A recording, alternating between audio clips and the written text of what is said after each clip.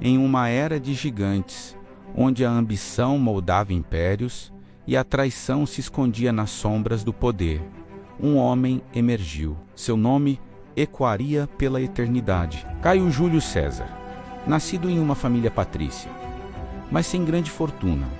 César não era destinado à grandeza.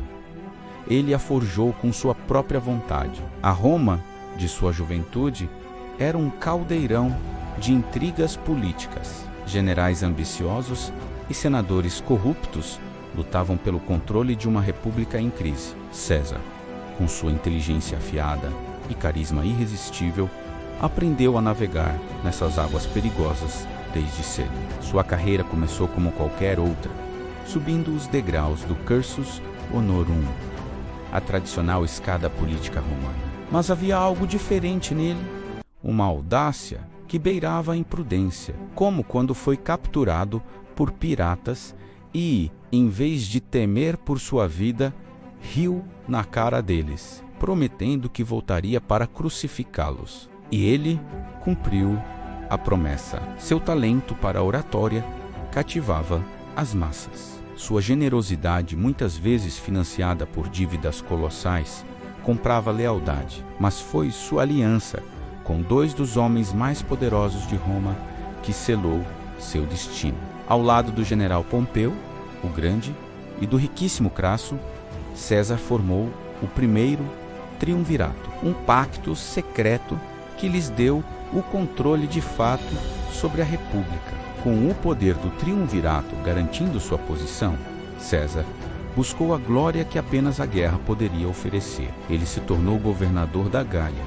uma vasta e selvagem terra ao norte da Itália. O que se seguiu não foi apenas uma campanha militar, foi a criação de uma lenda. Por 8 anos, César e suas legiões marcharam por terras desconhecidas. Ele não era um general de poltrona. Ele lutava na linha de frente, compartilhando as dificuldades de seus soldados, comendo o mesmo pão, dormindo sob o mesmo céu. Ele conhecia seus legionários pelo nome, e eles o amavam por isso. Lutariam e morreriam por César, não por Roma. A Batalha de Alésia foi o ápice de sua genialidade militar. Encurralado, com seu exército em menor número e cercado por uma força gaulesa gigantesca, César ordenou a construção de 2 linhas de fortificações, uma para sitiar os gauleses dentro da cidade e outra para se defender do exército de reforço que vinha de fora. Uma muralha dentro de outra muralha. Era uma aposta impossível, uma loucura tática. E funcionou. A vitória na Gália não apenas trouxe riquezas imensas para Roma, mas transformou César no homem mais popular e poderoso da República. Enquanto César conquistava a Gália, em Roma, o ciúme e o medo cresciam. Crasso havia morrido em batalha, e Pompeu, agora aliado ao Senado conservador, via seu antigo amigo como uma ameaça. O Senado, temendo o poder e a popularidade de César, ordenou que ele dissolvesse seu exército e retornasse a Roma como um cidadão comum, para enfrentar acusações políticas. Para César, isso significava o fim de sua carreira e, provavelmente, de sua vida. Ele chegou à margem de um pequeno rio chamado Rubicão, a fronteira que nenhum general com seu exército poderia cruzar em direção a Roma. Parado ali, sob o céu cinzento, César ponderou seu destino. Cruzar o rio significava desafiar o Senado, mergulhar Roma em uma guerra civil. Recuar significava a ruína. Após um momento de reflexão torturante, ele pronunciou as palavras imortais: Alea iacta est. A sorte está lançada. Ele cruzou o Rubicão. A guerra civil foi inevitável. As legiões de César, endurecidas por anos de batalhas na Gália, eram imparáveis. Pompeu e os senadores fugiram da Itália. César os perseguiu pela Grécia, pela África, até o Egito, em farsá-los com um exército muito menor. A tática de César mais uma vez superou a força bruta de Pompeu. A vitória foi decisiva. Pompeu fugiu para o Egito, onde foi assassinado por ordem do jovem faraó, que esperava agradar César.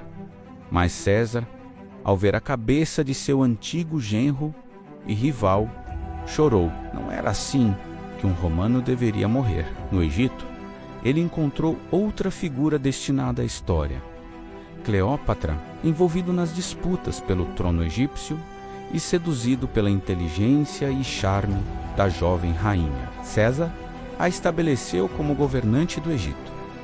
A aliança deles, tanto política quanto pessoal, daria frutos que mudariam o mundo. De volta a Roma, César era o mestre incontestável. Foi nomeado ditador, primeiro por 10 anos e depois ditador perpétuo. Ele não era um tirano. Iniciou uma série de reformas ambiciosas.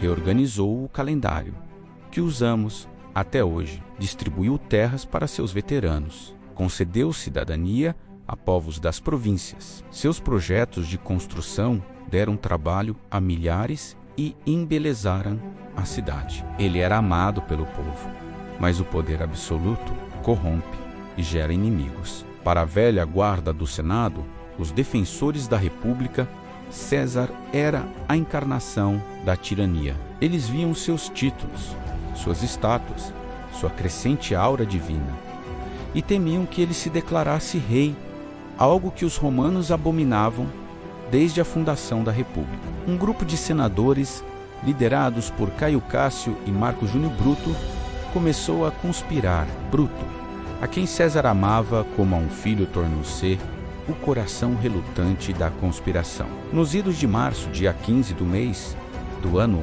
44 a.C., o destino se cumpriu. Apesar de avisos e presságios sombrios, César foi ao Senado. Os conspiradores o cercaram, fingindo apresentar uma petição.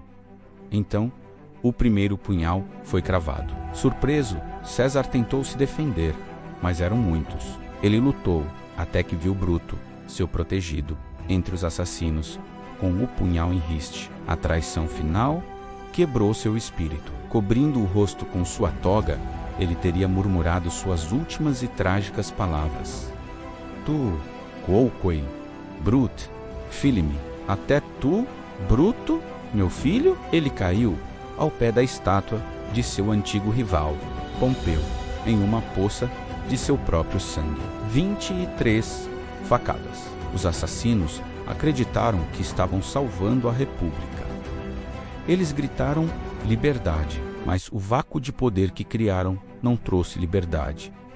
Trouxe mais caos e mais uma década de guerra civil. O assassinato de César não salvou a República, acelerou sua morte. De suas cinzas emergiu seu sobrinho neto e herdeiro, Otaviano, que, junto com Marco Antônio, vingaria sua morte e, por fim, se tornaria o primeiro imperador romano, Augusto. Júlio César foi um general, um político, um escritor, um reformador, um homem de ambição ilimitada que subjugou um continente e derrubou uma república de 500 anos. Sua morte não foi o fim, mas o começo de uma nova era, a Era dos Imperadores, a Era do Império Romano, um legado construído sobre as fundações que ele, com sangue e gênio, estabeleceu. O homem que queria ser tudo e que, na morte, se tornou uma lenda, um mito, quase um deus. Obrigado por assistir. Se você gostou dessa jornada pela história, não se esqueça de curtir o vídeo, se inscrever no canal e ativar as notificações para não perder nossas próximas aventuras. Até a próxima!